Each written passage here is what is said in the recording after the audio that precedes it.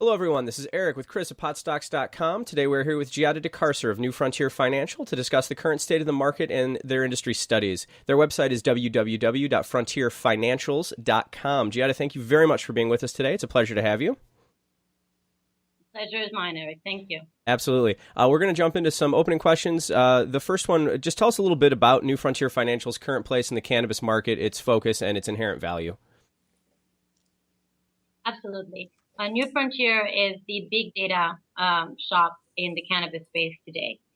We collect, aggregate, and make big data available and searchable to operators, investors, and legislators so they can make better, more educated decisions into this very attractive and blooming industry. Excellent, excellent. With the entire legal cannabis market in mind, what benefit does the information available at New Frontier Financial have for businesses, potential investors, any interested party? Absolutely. Well, let me give you a couple of examples.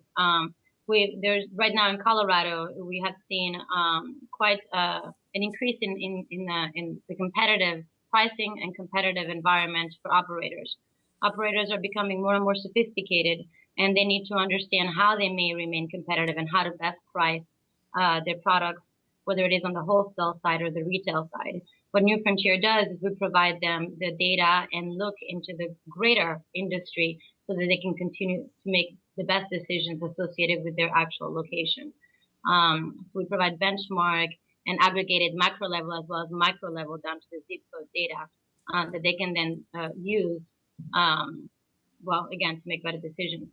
On the investor side, what we have seen in the past is a lot of qualitative data expressing that the cannabis industry is growing and is very large. That's fantastic.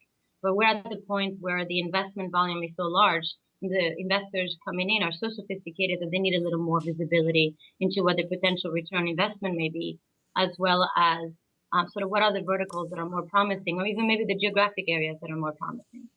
Excellent. Last but not Sorry about that. No, I just wanted to give Chris an opportunity to jump in if he had any ideas. So Yeah, so I've read all the reports, and I have to commend you guys because I've read similar big data crunches on the marijuana industry, and you guys do the best about distilling it and presenting it in a way that's like visually appealing, and it makes sense just reading it.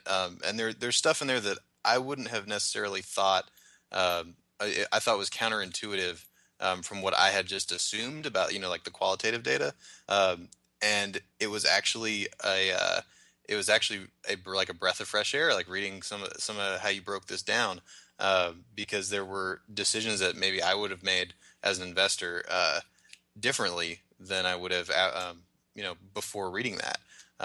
So I just have to commend you guys. I mean, they're really good, and they're good on different levels too, like you're saying, the macro and the micro for investors and for operators. So that's great.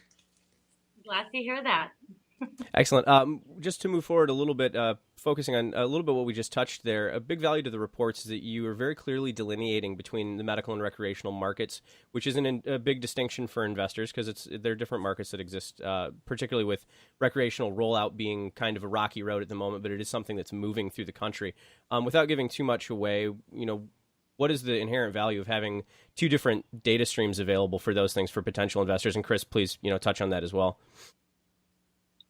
So there's a lot of discussion right now going on in terms of what will happen with the recreational vertical, the recreational portion of the cannabis market coming online and becoming so attractive. And folks are also talking a lot about the fact that the margins associated with recreational use are greater. So some of the questions that we are currently looking to answer is how will it impact the overall industry once we see more states like Colorado legalizing adult use marijuana. One of the first things that we at least see based on the data is that no, we do not think that the recreational portion of the market will take over the medical. Those two verticals, for lack of a better term, will continue to coexist, especially as there is more collaboration between the pharmaceutical and cultivation side, or operations, retail and cultivation side of the industry. There's a lot that we yet don't know about this plan, but we know enough to know that the medical applications are extremely important. And once big pharma comes in, it is quite unlikely that we'll see a significant decrease in that portion of the industry. Cool. Chris, any thoughts? Yeah, and in the reports again, the delineation between the medical and the recreational is very important, and it varies from state to state. And I liked that New Frontier, they touched on some of the different states, and even Oregon, for instance, is emerging, and we'll talk about that a little bit more later. But they touched on how some of the like the legislative impacts would affect, like there's prices that have to be considered, all the way down to like the product level that can have some severe impacts on operators, and that has another big impact on if you're making investment decisions in the medical or recreational space. I mean, it's data that you kind of need to know, and how those two are different from each other. Absolutely. And the way it is regulated is we're going to see an increased difference in the two. The recreational use has some socioeconomic impact to take into consideration, and then there's how it's being taxed. We have found, at least in Colorado, there is high elasticity in demand in both recreational and medical, but significantly higher in the recreational portion of marijuana. What that means is that small price changes have large, significant impact on the demand. So that's something that we're going to continue to track. And yes, this would have some implications both in terms of how it's being taxed as well as what investors may decide to do in terms of should they invest in medical or recreational. Awesome. I think that's a really obviously with the metric data being what it is, its value I don't know that can be specifically overstated. So to have such comprehensive congregation of all that information is incredibly valuable for anybody that's looking into it. We touched on some broad topics. Let's go into a little bit more targeted ones, as Chris and I have both had an opportunity to go through all of the information.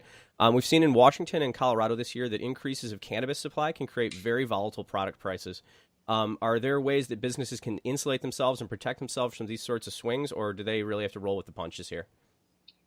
Well, no, there's always things that can be done. And again, based on the data that we've collected and analyzed, what we see is there's an opportunity for specifically cultivators to differentiate themselves by becoming more cost efficient. You brought up the fact that yes, we have seen some volatility, and again, it's because demand elasticity is quite high. At least in Colorado, we have found it's quite high. So three things that can be done. One, become more cost efficient. Unfortunately, marijuana cultivation is one of the industry with the largest cost, energy costs that we have found. About 40% of its cost is driven by cooling or lighting involved in growing marijuana. So that's pretty significant. There are new technologies, and in fact, we are currently working on a study that is assessing new technology and technology application and how that would mitigate the high cost structure currently somewhat burdening cultivators in the space. So that's one thing, becoming more cost efficient.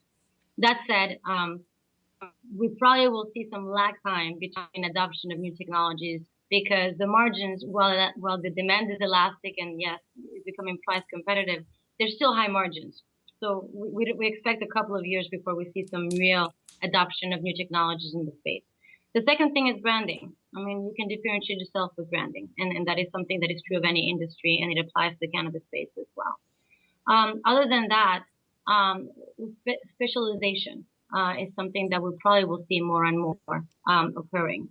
So cultivators are now maybe are looking, are also operators, so retailers that are maybe have 60 plus strains, we'll see them narrow down their focus based on their clientele demand. And that is one of the things that we are endeavoring to collect data against so we can really help inform operators as far as what is really driving demand in their specific area. What are the medical conditions that are rising and are in higher growth? What strains are getting more traction in a given area? And believe it or not, that does differentiate quite a bit even within a state. Awesome. Chris, what are your thoughts? Yeah, so she touched on a few really important points there in that. So like at potstocks.com, we get a lot of entrepreneurs that really want to get into the sector. Like they want to grow or they want to retail, but they don't really know where to start. And like the operator report specifically can save people so much time and money, just in terms of the discussions about pricing, discussions about strains, the discussions about branding, you can save yourself so much money with just that one little report. It made me want to go start growing or retail. So I don't know, I just can't really overstate the value of that enough. Excellent. Well, we are going to take a short break to run an ad real quick, and we will be right back. So just give us about 30 seconds. Hello, we're here with Jason of Elevated Products and their latest innovative product, the Groove Tube. Are you tired of dealing with unwanted odor associated with cannabis use? Hi, Eric. Thanks. The Groove Tube is a modern blow tube or spoof, and it's designed with personalized scents and customizable wraps to make for a truly unique and personal and effective way to combat unwanted odor from cannabis smoking.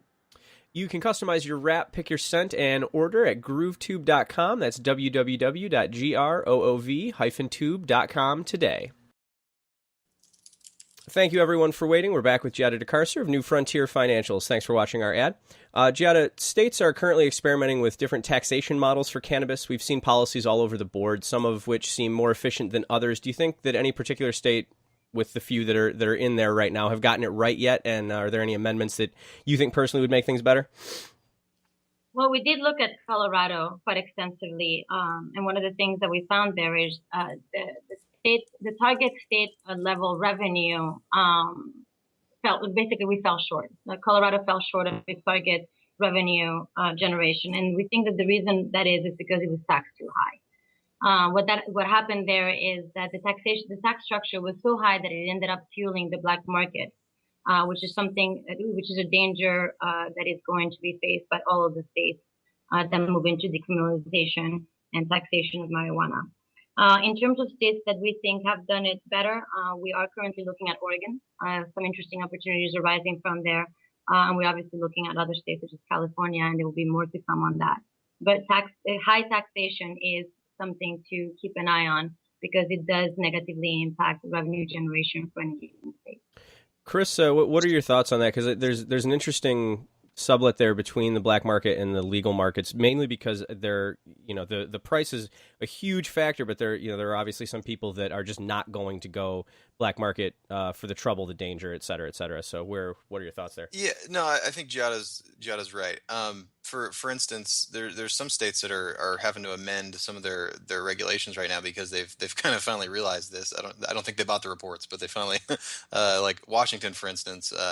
They had like a 3-tiered tax structure, and I think they're getting rid of all their excise taxes now, and they're moving it to a flat retail tax rate, which will be a lot lower, and that is entirely to combat the black market. So yeah, I think she's 100% right.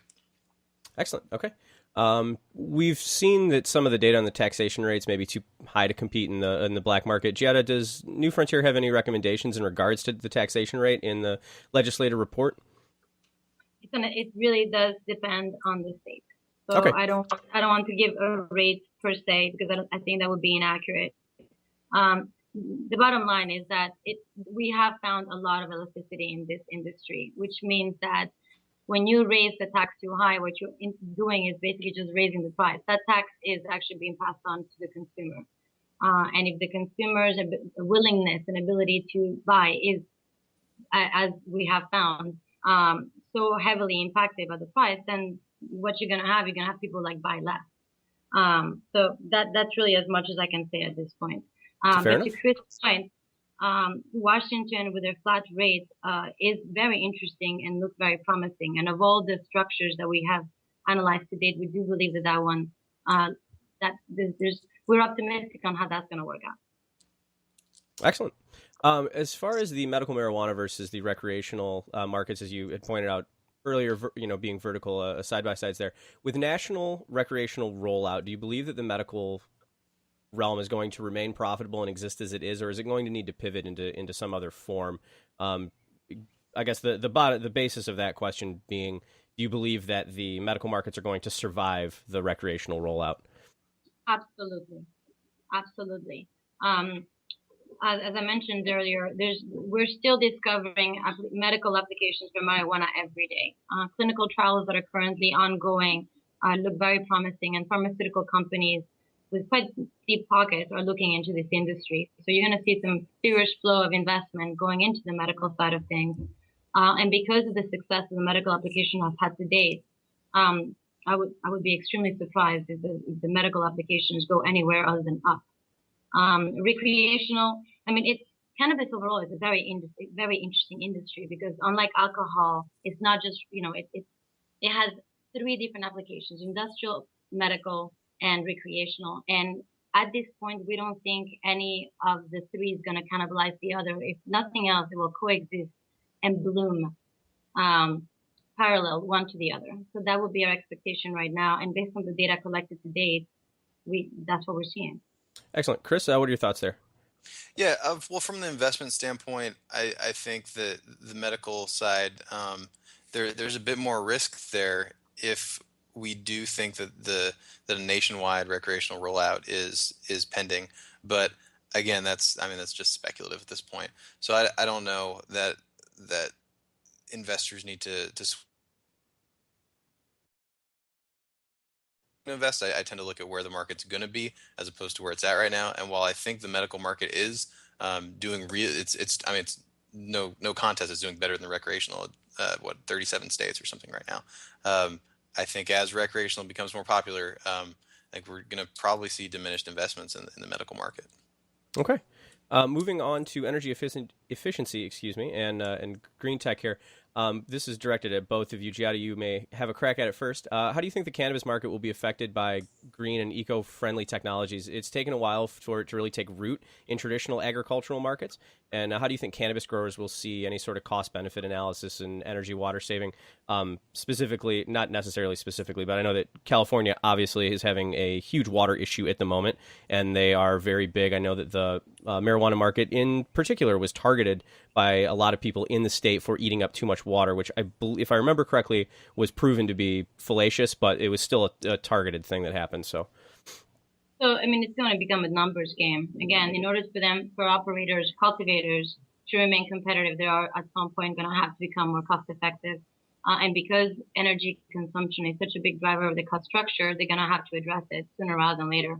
In fact, we're in the process of putting together a very in-depth case study looking at new technologies, both in addressing the energy efficiency as well as the environmental impact.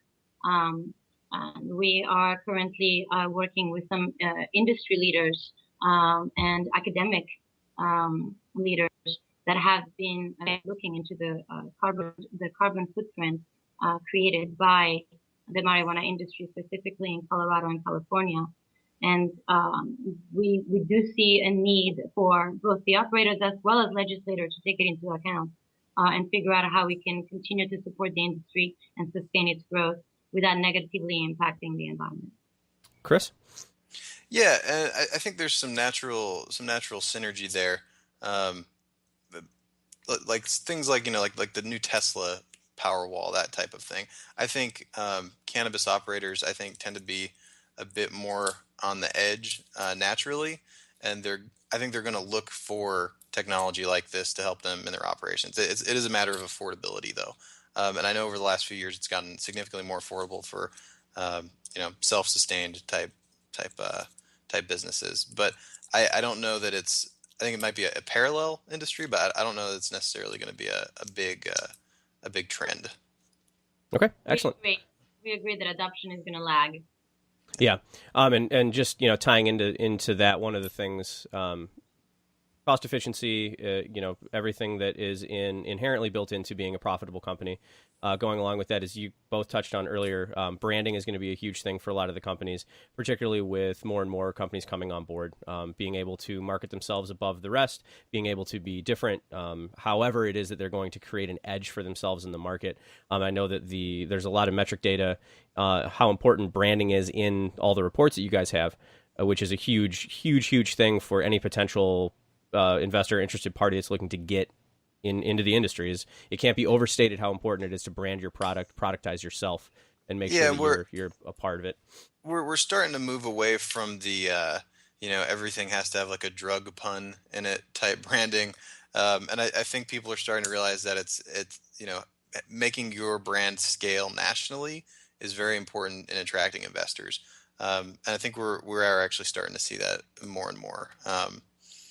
Things like like Dixie Elixirs or Medicine Man. Those are the type of brands that I think can scale really well. But if you have ones that are inherently localized from the get-go, I think you'll have just more trouble attracting investors. Yep, I agree. The aesthetic's a huge thing as well, as you touched on, Chris. Just moving away from the historic view, the sort of like I guess image that we have publicly of what a marijuana user is versus what the business world is, which is drastically different and much more contemporary. So. The last question we have on our docket today, the New Frontier Investor Report showcases metric data regarding home growth and the availability of dispensaries. I found that portion particularly interesting, as these two would appear to be direct competitors, homemade versus purchased. Is this something potential investors need to worry about at all, the home growth market? Absolutely. I think they should keep an eye on it because there is direct competition. And what we've seen is industries will adopt and regulate home growing. And then later on, we'll sort of transition out of that. And so that is something that we need to keep monitoring. And in fact, we currently have another study that's coming up online where we look at this particular issue more in depth to figure out if there really is a nationwide trend as far as investment moving away or investment opportunities arising from transition away from home growing to more commercial growing. Chris? Yeah, and that's just another piece of value in these reports is knowing that, because if you're going into business for yourself in an emerging cannabis market, you need to know if you're going to be able to compete with home growers in the area, or maybe you're not looking to compete with home growers. Maybe you're looking to start a hydroponic store or something like that can supplement that market, and so that's why just a little investment in something like these reports is just so critical for people starting up. Excellent. That is actually going to do it for us for the day. I am Eric with Chris of potstocks.com. You can head to our website, www.potstocks.com. We have front page the New Frontier packet, and you can also head to mginews.com where it is currently on sale. And please head over to frontierfinancials.com to check out their excellent work. Giadha, thank you very, very much for being with us today. It's been an absolute pleasure. Same here. Thank you so much. And really glad I was part of this conversation. Appreciate it. Excellent. So everybody can head on over, generate some discussion forums on our threads for everything you've heard today. Again, go to potstocks.com, mginews.com, and frontierfinancials.com. And we will be checking in midweek. Everybody have a good day.